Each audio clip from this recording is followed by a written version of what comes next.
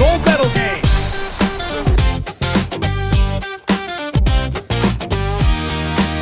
In times, you guys, the Miami Heat have landed Giannis Antetokounmpo, a two-time NBA MVP and a 10-time All-Star from the Milwaukee Bucks, in exchange for a massive haul of players and draft picks in a blockbuster deal. And just yesterday, we saw some games being played across different centers at the ongoing Mundial in USA, Mexico, and Canada. And of course, Lionel Andres Messi Coutinho was absolutely outstanding. Of course, he scored a brace as Argentina made it to the round of 32 of the FIFA World Cup. Kylian Mbappe was also on target. He scored 2 goals to ensure that France, pulled through to the last 32 of the competition. And with that, I say welcome to Sports 360 on SEM TV. I'm Dan Nimino, the voice you trust, and that mayor you probably need. They call me Rex Patrick the Locker, that homeboy that's never at home. I look around 247-365. I'm your host and guide. Without much ado, let's start off with the NBA this morning, where the Miami Heat have landed Giannis Antetokounmpo, a two-time NBA MVP and 10-time All-Star from the Milwaukee Bucks in exchange for a massive haul of players and of course draft picks in a blockbuster deal in the NBA. Of course, interesting times at times, according to the Press Associated release. Of course, with the move having yet to be received the required league approval, we'll see Antetokounmpo and Bobby Portis heading to Miami for Wisconsin, and of course a native of Tyler Herro, and of course James Jackers Jr. Interesting times for Milwaukee, who will also get the number 13 selection that will be made in Tuesday night's NBA draft, along with a first round pick swap in 2030, first round picks in 2031, and of course 2033, and of course a second rounder in 2033. It ends a wild park and forth. It's been quite a back and forth affair for the most part in the final days of the saga, with the Bucks considering offers from both Miami and of course Boston for Antetokounmpo, who led Milwaukee Bucks to the 2021 NBA title. He was on the NBA's 75th anniversary list of its greatest players ever. Of course, he's a 9-time All-NBA selection, and is coming off an injury-shortened season in which he averaged about 27.6 points per game. The Heat pulled off similar moves by landing Shaquille O'Neal back in 2004, helping lead them to the 2006 NBA title, and by getting LeBron James and Chris Bosh to play alongside Dwayne Wade. That was back in 2010, leading to 4 NBA final runs in 4 seasons altogether, along with the 2012 and 2013 NBA titles. So for Giannis Antetokounmpo, is he expected to hit the ground running. Now it's Antetokounmpo's turn. He's 31. The Heat clearly believe he still has many good years left, and of course it's generally presumed that by making this deal, they'll give the Greek superstar a massive extension later this year. He was a perennial MVP. A candidate in Milwaukee, getting votes for that award in 9 consecutive seasons before the 2025-2026, when too many missed games left him ineligible for that very one. But then he was brilliant for the most part of last term. He's averaged 24.1 points and 9.9 rebounds per game in his career, with 10 consecutive seasons of averaging at least 22.9 points. So with 3 years in therefore of averaging about 30 points per game, he's expected to bring his wealth of expertise. Only 7 active players have got more points in their careers than Giannis Antetokounmpo, who has got a total of 21,531 points to his name. Absolutely amazing. Antetokounmpo has been mentioned in trade talks countless times in recent years, with the Bucks always insisting with words and actions that they had no interest in trading their best player and one of the best players in the history of the franchise. But this time, it's seemingly the time. So he moves from the Bucks to the Miami Heat. From there now, let's say that, Jack Draper is full of praise for his coach, Sir Andy Murray. He's credited Andy Murray after, he won ugly against Marcus Giron on his comeback at Eastbourne. So he's looking to build on that going forward, and of course looking at the subsequent events with Sir Andy Murray. Jack Draper is expected to up his ante for the most part of this very season. From there now, let's move on to football, where we look at the home front. And just so you know, Super Eagles forward Sadiq Umar says the introduction of video assistant referee, that's the VAR, and of course improved welfare for match officials and critical steps towards raising standards in the Nigeria Premier Football League is actually key. Umar said modern technology and better support for referees would improve fairness and professionalism across Nigerian football. The forward emphasized that officiating remains a major talking point in the Nigeria Premier Football League. Umar urged that equipping referees with technology and proper incentives will reduce controversies and of course build confidence among clubs and fans. The video assistant referee is a tool that's being used across top European leagues, but the NPFL is yet to have such. Umar's comments come as debates over officiating quality continue to dominate discussions around the domestic league. Poor refereeing decisions have repeatedly sparked criticism from players, coaches, and of course supporters in recent seasons. So now the question remains, or the question now is the NPFL ready for a stiff test? Is the NPFL, ready for the video assistant referee? Has the Nigerian Premier Football League got enough in the tank to deliver in this very regard?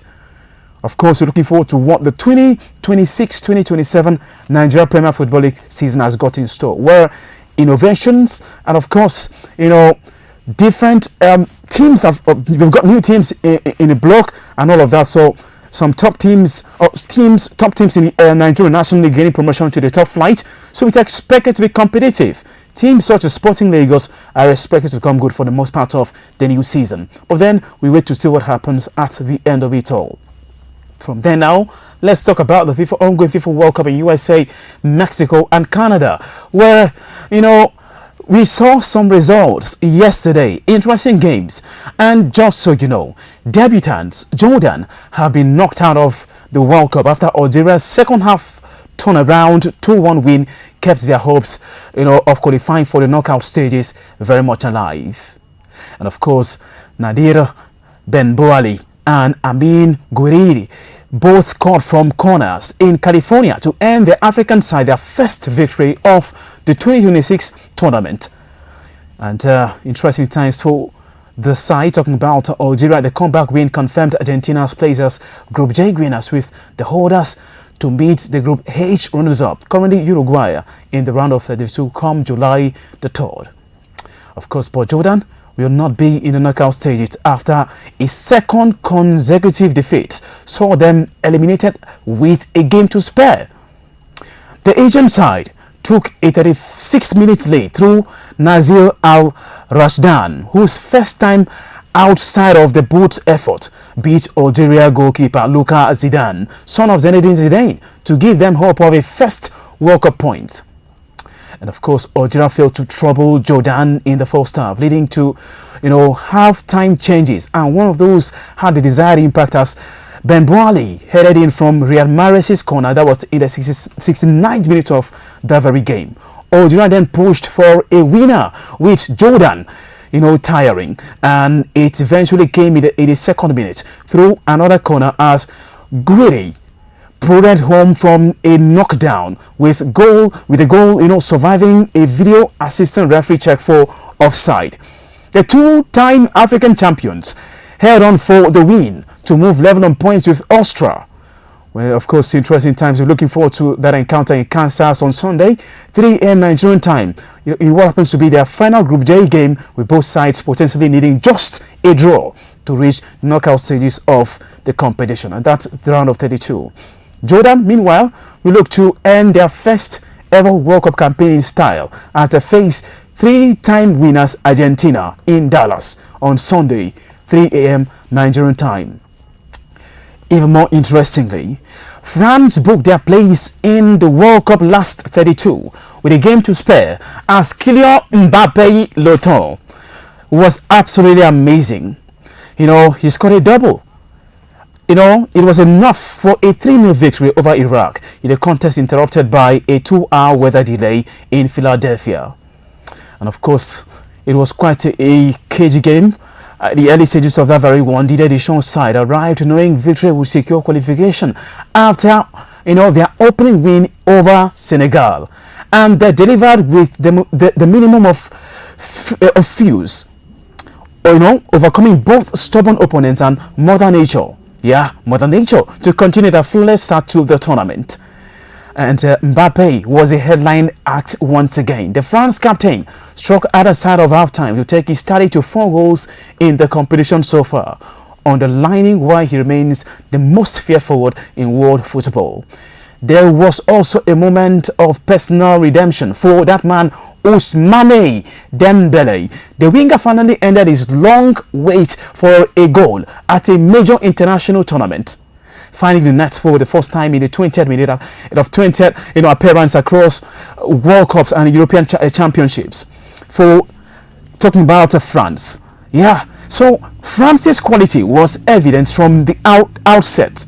Their moment between the lines continually stretched Iraq, and it was Mbappe who made a breakthrough midway through the first half of that very encounter when belting one home from 22 yards. The match then took an unprecedented turn at the interval, with severe storms moving through the Philadelphia area. Official ordered players and supporters to remain under cover, resulting in the first weather-related delay of the World Cup. Of course, what should have been a routine 15 minutes break stretching to 2 hours into a 2-hour stoppage as lightning concerns forced organizers to postpone the restart of that very one. But then it ended in victory for France, as they are now through to the next round of the Mundial in USA, Mexico, and of course Canada.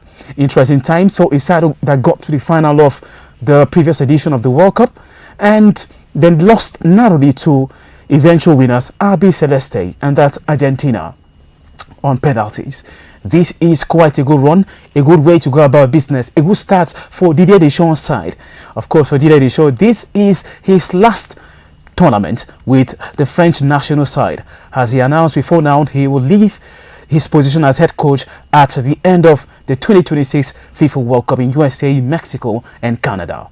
Elsewhere, Erling Haaland's second half double saw Norway beat Senegal by 3-2 at a rain-swept MetLife Stadium. At Stade Solkenberg's side, joined France in qualifying for the last 32 of the World Cup, performing a Viking roll to celebrate that very victory. It was quite a remarkable outing, I tell you, for the Norwegian side, after both Messi and Mbappe had earlier scored twice for Argentina and France, respectively.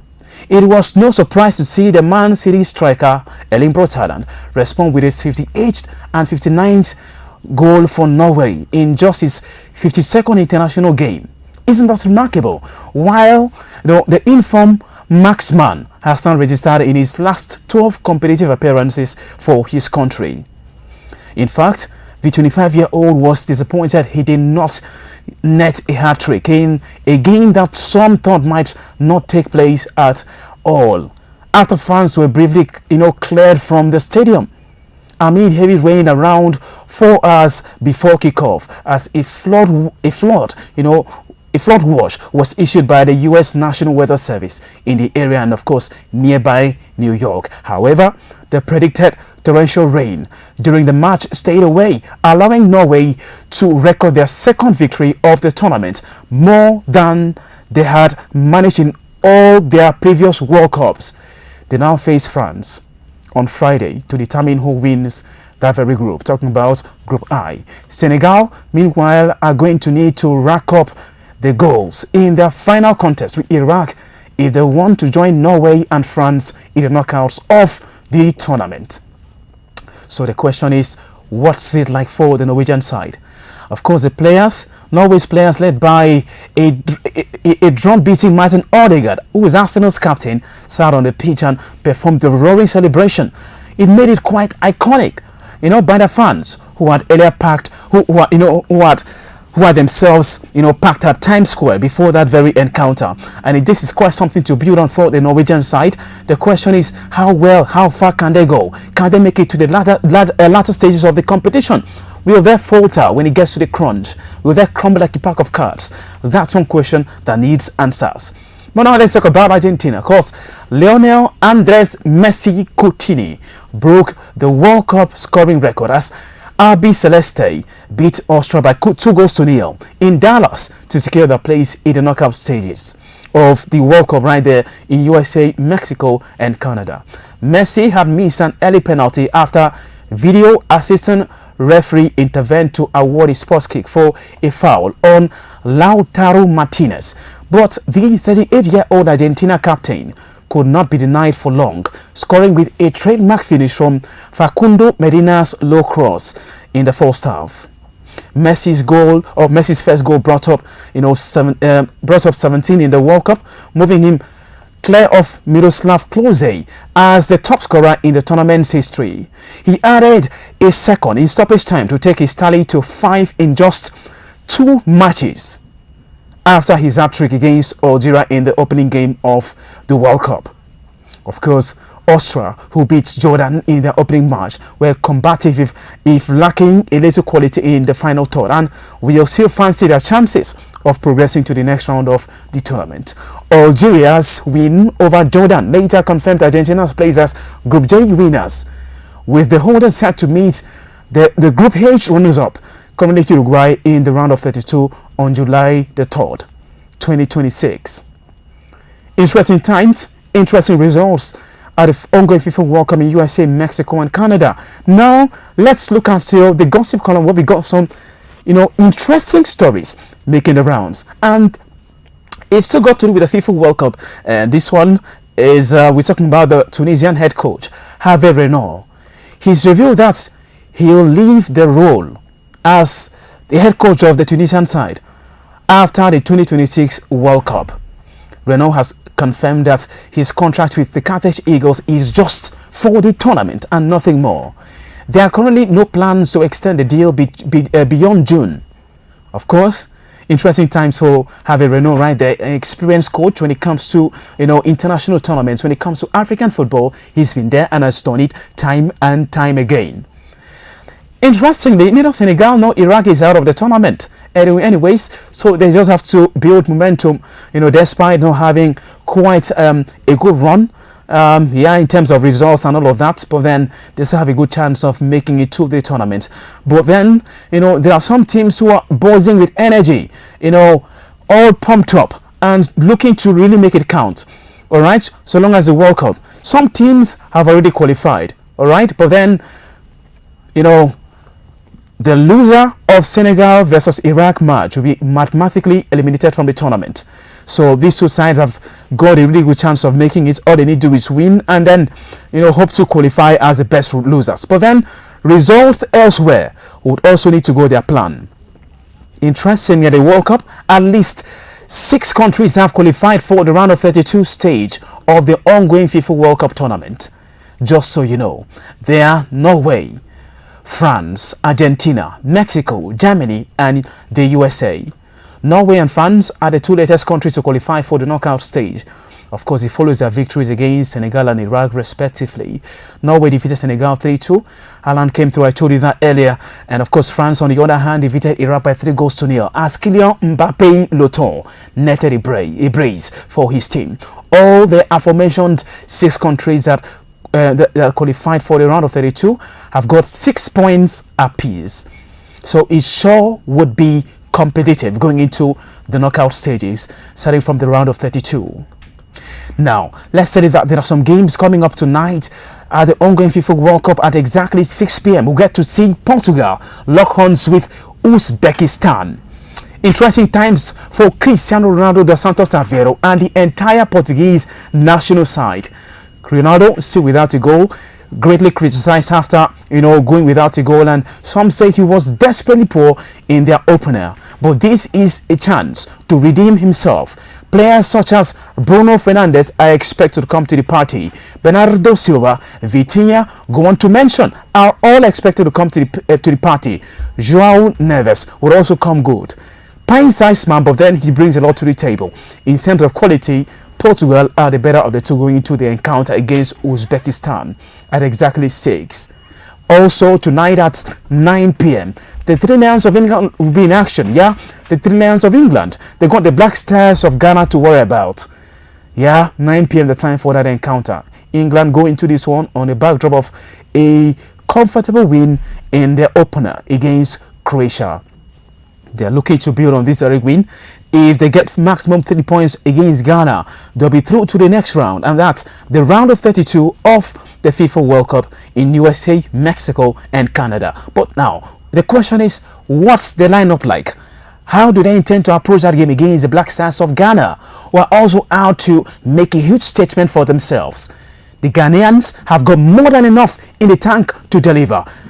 In terms of quality, they got reliable personnel going into that encounter against the Three Lions of England. So the Black Stars are out for nothing short of an upset. But then, will the Thomas Tuchel-led England side falter tonight against the Black Stars of Ghana? Will they falter? Will it be W in the chart for Ghana? Can Ghana do the unthinkable? Or the impossible, if you like to say, in a matter of speaking? Would it be W England in the chart? That's a question that needs answers. It's a game to look forward to. I tell you, these two sides, it sure would be an end-to-end stuff. But then, the English side have got a slight edge over their Ghanaian counterparts. But then, it's just about who wants it more. It's about the tactical brilliance of either manager. Yeah. It's about the tactical brilliance. That's exactly what will make a difference, so long as that very match is concerned. 9 p.m. is the time for that encounter between the Three Lions of England, of course, and of course the Black Stars of Ghana. Now, let's also tell you that we'll also get to see some games in the early hours of tomorrow at exactly 12 a.m. Panama will go against Croatia. These two sides are out for nothing short of wins to keep their hopes of making it to the next round of the FIFA World Cup very much alive. Recall, Croatia lost to England in their opener, and they're looking to bounce back from that very defeat to a possible win against Panama. Will it happen? Will it happen really? Can Panama pull an upset against Croatia? Of course, the Croatians will be led by the maestro in midfield in Luka Modric. Pine-sized man, but then he brings a lot to the table. He knows his onion inside out, and is expected to bring his A game going into that very encounter. Colombia will also be in action in the early hours of Wednesday. 3 a.m. is time for that encounter, 3 a.m. Nigerian time. That game against DR Congo. Of course, for DR Congo, they had a good start to the Mundial in USA, Mexico, and Canada. They picked up a draw. It was a huge game. Yeah, against the Spanish national side. But then they kept their cool and ended up sharing the spoils at the end of it all. So they go into the game against Colombia with a high level of confidence. Yeah, no pressure whatsoever on their shoulders. The African side, are expected to go into that one on the right foot. Of course, DR Congo have got quite a good squad. They've got quality players in the ranks. But then, it's Colombia we are talking about. The Colombians are also desperate to get a decent result to keep their hopes of making it to the next round very much alive. So it sure will be a very open affair. It's just about, who wants it more. So, but what's it like going into that very encounter? Will it be easy peasy? Will it be easy peasy for either side? Or will it be easy peasy for DR Congo on the backdrop of what we saw in the opener? Will it be easy peasy for the side? Or would it be, W in the chart for Colombia? That's one question that needs answers. Anyways, now let's quickly turn our focus to, some really interesting stories making rounds at this material time. And it's got to do with some football transfers. All right. And quickly, we look at the gossip column regarding club football transfers where Leeds United, and that's the Whites, have moved closer to finalizing a deal for Southampton's Northern Ireland midfielder Shea Charles, who's 22 years of age, who only has a year left on his current contract right there at Elland Road. And the Seagulls, Brighton and Hove Albion are in the news because they are closing in on the signing of 27-year-old Venezia and Austria defender Michael Soboda. Yeah, of course, the Seagulls are trying to beef up their squad and get prepped up for the task ahead of them in the 2026-2027 campaign. Now, let's tell you that the Gunners Arsenal are yet to agree a deal to sign Cole Ketty and Georgia under 21 midfielder Andrei Batisvili with Liverpool and Paris FC, also working on a move for the 17-year-old. And West Ham United and France defender Jean-Claude Todibo, who's 26, is close to agreeing a move to join Fenerbahce after the Hammers' relegation. Now, Morgan Rogers is on a move to Arsenal. Just so you know, Marcus Rashford prepared to take a pay cut to join Tottenham Hotspur, and Spurs are also confident of signing Newcastle's Sandro Tonali. I like us to focus a bit on that man, talking about Marcus Rashford. For Marcus, brilliant guy, double digits in terms of goals and assists for FC Barcelona in the 2025-2026 season after joining on loan from Manchester United. Barca failed to make his move permanent, and of course he's returned back to Manchester. He's returned to Manchester United, and of course a permanent move away from the side is most likely on the cards for Marcus Rashford. This very summer he was brilliant, seen as an outcast right there at Manchester United. Moved to Aston Villa first off under Unai Emery on loan. A 6-month deal was all he needed to prove to the world that he's still got enough in the tank to deliver, leaving Barca to snap him up on loan. A season-long loan that was. At some point he was the go-to man for La Blaugrana, talking about FC Barcelona, scoring and assisting in key moments and in key games. But now he's back to Manchester United. Several teams are interested in his services. But Tottenham Hotspur, would a move to Spurs be good enough for Marcus Rashford? Would a move to Tottenham Hotspur be good enough for Marcus Rashford? Does he deserve better than Tottenham Hotspur? Is Spurs a stable enough environment for the England international, who is currently on international duty with the Three Lions of England at the ongoing FIFA World Cup in USA, Mexico and Canada? Of course, several teams are interested. Spurs are also confident of signing Sandro Tonali. Tonali, he's valued at nothing less than £80 million. A bid was recently rejected anyways for his signature. So the Magpies, Newcastle, are very much interested in keeping him at the side. Anyhow, he is desperately in need of his services, and of course it's just about the transfer fee. A player is worth what the club is willing to pay, and that's a story for Sandro Tonali and every other player involved. Now, still on the gossip column, let's tell you that Aston Villa and England midfielder Morgan Rogers is keen on the move to Premier League champions Arsenal this very summer. Morgan Rogers keen to join Arsenal, with the Gunners making the 23-year-old a top target this summer transfer window. 23, he's got years ahead of him. Crate is a fulcrum of that Aston Villa side. For the most part last season, he gave a good account of himself. He came through. He delivered for the most part effortlessly for Aston Villa for the most part of last season. And now he's wanted by the Gunners. He's keen on the move. He wants to join Arsenal. The Gunners are also willing to, get him. But then, what's his current valuation? What's your current valuation of that man, Morgan Rogers? Some say he's worth more than 100 million quid. Yeah? Worth more than 100 million pounds. Is he worth more or less than that amount? Let's have a general conversation, all right? So you can get through to us via social media, all right, at SEMTV Plus on X, Threads, and of course Instagram. That's how you find us. Also on YouTube, be sure to drop your thoughts in the comment section, and then we'll have it taken right here on the show as well subsequently. Now let's move on to some other one and tell you that Tottenham Hotspur are confident of signing, Newcastle United midfielder Sandro Tonali. I told you about that.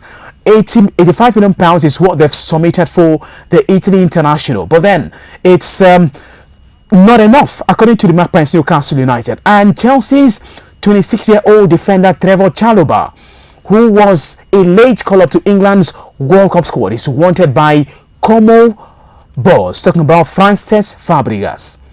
Trevoh Chalobah wanted by Como, led by Francesc Fabregas.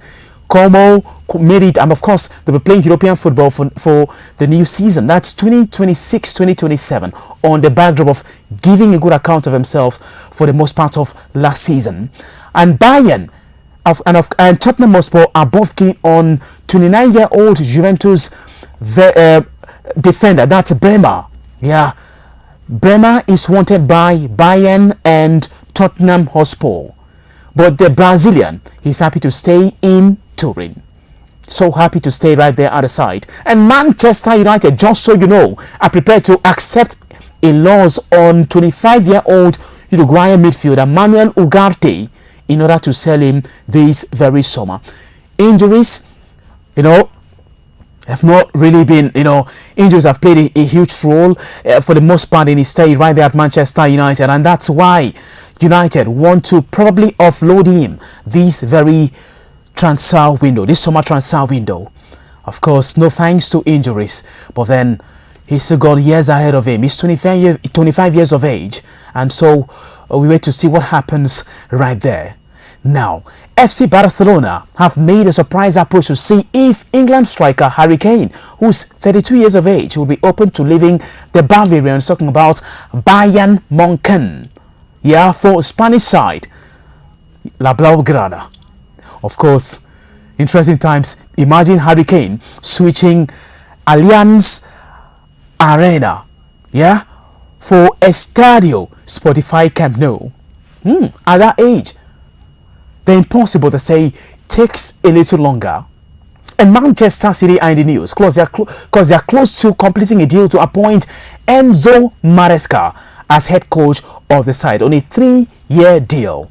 An agreement has been reached with Chelsea on compensation the compensation is due following his exit from Stamford Bridge on New Year's Day.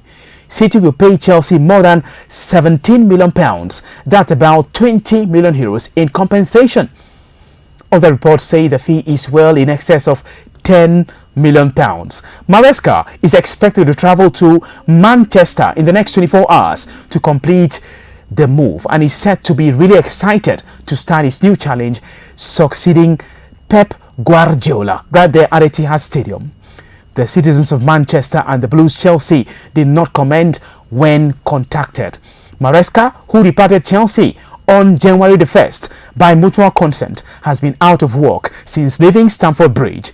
City have been in talks with Chelsea about compensation for Maresca, who left the West Londoners, still with 3.5 years left on his contract.